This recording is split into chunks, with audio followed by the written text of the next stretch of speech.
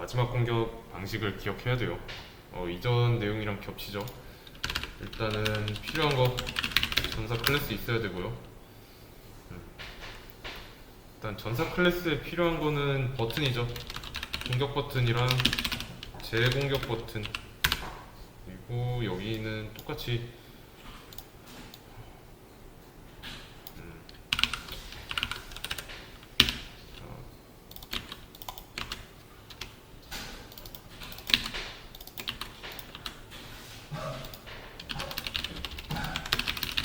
일단은 공격자 무기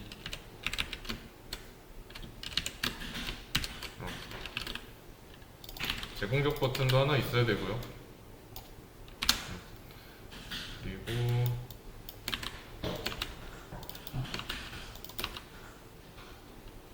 잠깐, 재공격은 있으면 안 되지. 이렇게. 그리고 클릭.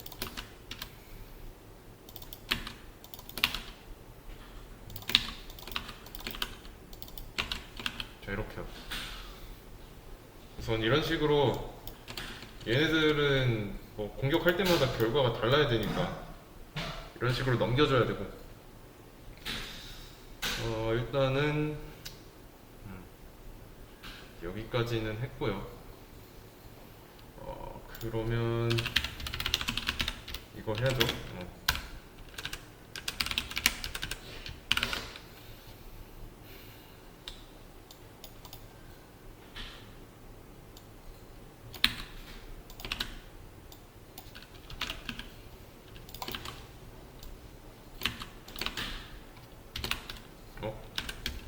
퍼센트는 복사가 안 되네요.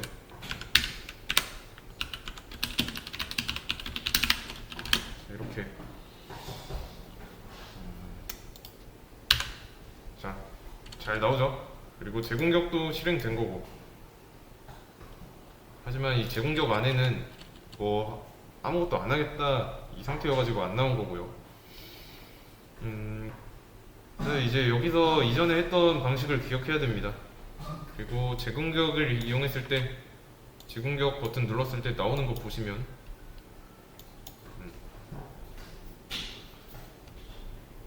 방식을 기억하고 있죠? 그러면 이것도 한번 똑같이 해보겠습니다. 일단은 이러면 문제는 재공격 메서드에서는 공격자가 뭔지, 뭐 무기가 뭔지 몰라요. 공격은 일단 4개 변수로 받아온 거를 각각 자리에다 넣어주면서 출력하죠. 근데 재공격에는 그런 거 없습니다. 그러면 잘 파악을 해봐야 돼요. 전사로 객체를 하나 만들었습니다. 그러면 이 전사 객체 안에는 버튼이 몇 개 있을까요? 우선은 2개죠. 재공격이랑 공격. 공격, 재공격. 이렇게. 그러면 둘 다 기능이니까 exe 실행 파일이죠. 그러면 이 공격 버튼을 누르면 얘는 공격. 자, 이 공격 버튼을 누르면 정보 어디서 가져올까요? 그냥 밖에서 넘어오죠. 인자를 통해서 가져오니까. 그러면 이거를 좀 더 키울게요. 그러면 여기에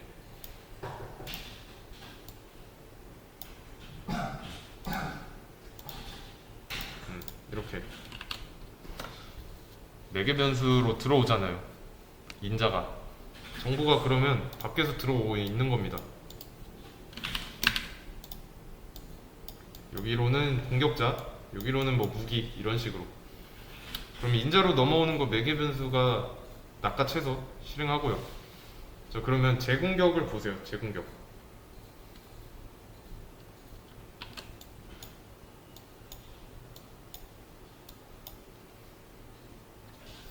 자, 그러면 어느 시점에 데이터가 필요하죠? 재공격이라는 버튼을 누를 때.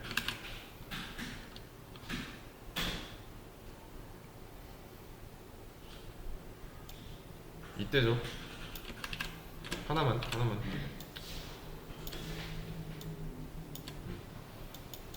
이때 시점에 정보가 필요합니다. 이전에 뭐 했는지, 뭐 제공격을 누르기 전에 뭐 했는지, 이 객체는 어떤 행동을 했는지, 그게 필요한 거니까. 근데 제공격에는 인자가 없죠. 인자가 없으니까 매개 변수도 없고, 그냥 알아서 공격 방식을 기억하면 됩니다. 누가 뭐로 공격을 했는지 그것만 알면 돼요. 근데 지금은 그런 걸 할 능력이 없고요. 그래서 제공격이라는 메서드는 능력이 없습니다. 자, 그럼 문제는 뭐예요?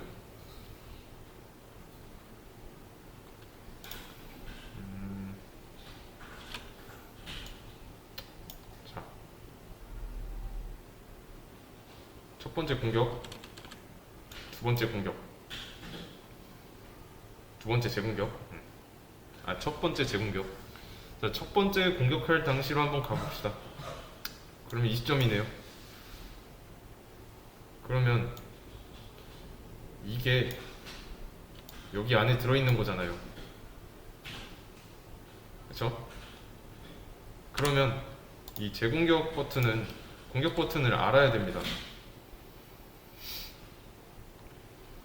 제공격이 알고 싶은 거는 누가 뭘 이용해서 공격했느냐 그거니까. 근데 지금까지는 매개 변수에 든 게 뭔지 몰라요. 이해되시죠? 그래서 이거를 좀 많이 쓸 건데, 이 매개 변수를 모른다, 이거는 제공격 입장에서 모르죠. 왜냐면 제공격은 인자도 없잖아요. 인자 없으니 매개 변수도 없고, 공격은 각각 브라이언이고 칼이고 알고 있죠. 아는 방법은 인자를 통해서 밖에서 매개 변수로 가져오니까. 자, 그러면 제공격 메서드가 이게 뭐 매개 변수랑 인자가 없음에도 알 수 있는 방법이 있습니다. 어떤 데이터를 저장하고 싶으면 어떻게 해야 될까요? 데이터를 저장하고 싶으면 간단히 그냥 변수 만들어서 변수 안에다 저장하면 되죠. 변수를 그렇게 하려고 쓴 거니까. 그래서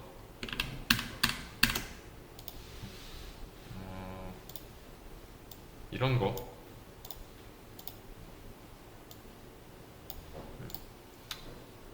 이 안에다가 공격 메서드가 실행할 때 여기에 들어있는 거를 각각 여기에다가 집어 넣는 거예요. 변수에 따로 저장하는 거예요. 이 공격 메서드를 실행하고 끝이 아니라 실행했으면은 밖에서 받아온 인자를 여기에다 올려놓는 겁니다. 그러면 제공격은 뭘 하면 될까요? 쉽죠? 여기에 저장된 거 제공격이 가져다 쓰면 되니까 마지막 공격 방식을 변수에다가 저장함으로써 백업한 거라서 백업한 걸 가져다 쓰기만 하면 됩니다. 이해되시죠? 그러면 공격자가 누구였는지, 무기가 뭐였는지, 제공격은 실행하려고 할 때 이거 보고 가져오면 되는 거고, 그러면 같은 객체 안에 저장되어 있는 거를 가져오면 되는 거죠. 이거를 그래, 이 색깔로 여기에 각각 저장해 놓고 이거를 제공격을 실행할 때 여기서 가져다 쓰면 됩니다. 자, 그러면 중요한 부분은 이 부분이죠. 이 부분, 변수를 어디다 만들어 놓느냐, 어디에 만들고 어떻게 저장할까요? 이거는 조금 중요합니다. 만약에 제공격 안에다가 이런 식으로 출력문을 썼는데 이러면 공격자랑 무기가 뭔지 모르잖아요. 이 안에다가 공격자가 누군지 무기가 뭔지 전해주는 방법은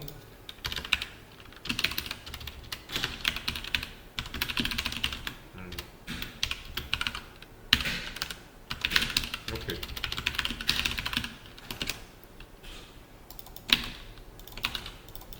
우리는 총 여기다가 해도 되고요. 뭐 함수 내부에다가 해도 되고. 그러면 실행 되겠죠. 공격할 때마다 공격자랑 무기는 뭐 데이터 재공격 안에 만들어져 있으니까 뭐 재공격 버튼을 누를 때마다 안에 저장된 행동을 하는 겁니다. 그래서 재공격 안에서 공격자와 무기, 그 위에 있는 공격자랑 무기, 얘네 둘이는 다른 거 아시죠? 중괄호로 병리되어 있으니까, 분리되어 있으니까. 그래서 이거는 지역 변수 중에서 외부와 내부를 연결하는 매개체이기 때문에 매개 변수였고요. 요거는 일반 지역 변수죠. 자, 그러면 공통점은 뭘까요? 공통점. 지역 변수 중에서 매개 변수와 일반 변수의 공통점. 요거는 변수의 스코프, 라이프 사이클 또는 뭐 생명 주기 기억나시죠? 그래서 함수 내부에서 만들어져서 함수가 끝나면 소멸되고, 그러면 각각 여기서 공격 메서드 실행할 때 또는 이제 재공격 메서드 실행할 때 각각 생겼다가 죽었다, 생겼다 죽었다 하는 거죠. 자, 그럼 반대로 말하면 이렇게 함수 내부에서 만드는 게 의미가 있을까요? 없을까요? 없죠? 왜냐면 이 함수가 끝나면 죽으니까. 그러니까 여기서 공격이랑 무기는 이 공격 메서드가 끝나면 죽고, 공격자랑 무기, 재공격 메서드 안에서 끝나면 죽으니까. 그러면 여기다 말고 함수 내부에다가 만드는 것,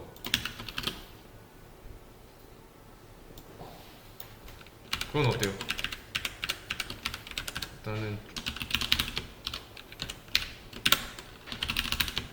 이렇게 함수 외부에다 만들면 되는 거죠. 이러면은 함수 외부에 있는 거니까, 함수 내부는 이쪽이니까. 그러면 지금 상황이 이 상황인 거죠. 얘가 마지막 공격자, 마지막 무기. 더워. 잠시만요. 더워가지고. 네. 함수 외부에다 만든 거예요. 그래서 그럼 이제 뭐 해야 될까요? 이제 변수 만들 공간까지 정했고, 그냥 공격 실행하고 나서 이 과정 빼오는 거, 매개 변수 빼오면 되는 거죠. 그래야 나중에 빼다 쓸 수 있으니까. 그런데 지금은 저장 안 하고 있고요.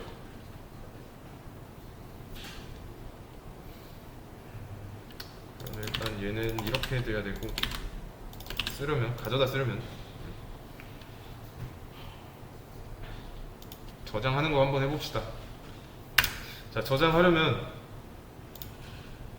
이 해당 객체 안에 있는 리모컨, 객체 안에 있는 리모컨을 이용해야 되죠.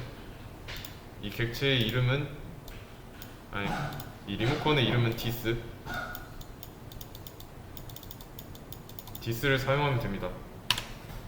그래서 마지막 공격자가 들어가야 되고, 마지막 무기에 무기가 들어가야 되니까 이 안에서, 공격 메서드 안에서 저장해야 되죠. 마지막 공격자, 여기에다가는 공격자를 저장하고,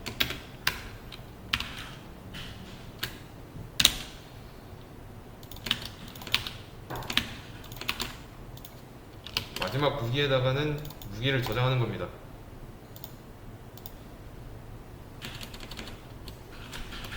요 행위예요. 이게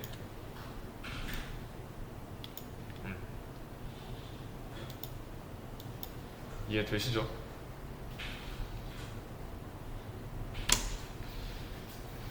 백업 한 거예요. 백업.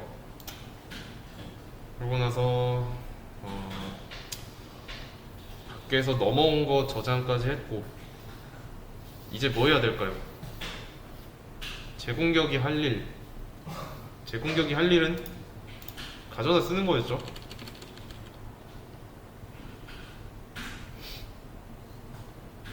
그러면 여기에다가 디스 생략된 거니까 이렇게 써줘도 되고,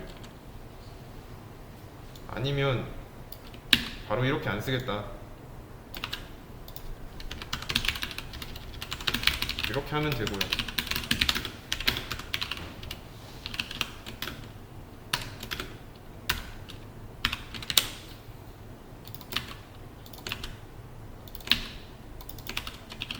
이렇게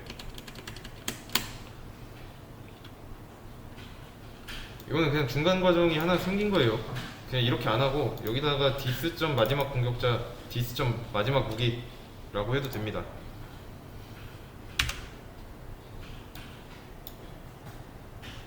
잘 나오죠?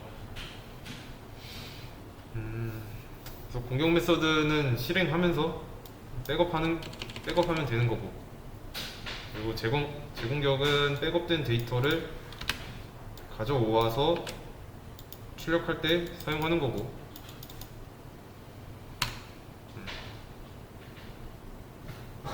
이해되시죠? 이 두 줄이 좀 중요합니다, 이 문제에서. 그래서 객체가 어떤 방식으로 일을 하는지, 인자는 어디로 가는지, 외계 변수는 어떻게 오는지, 지역 변수랑 전역 변수 구별하고 신경 써서 혼자 해볼만 합니다. 이거는 연습 더 해주시고요.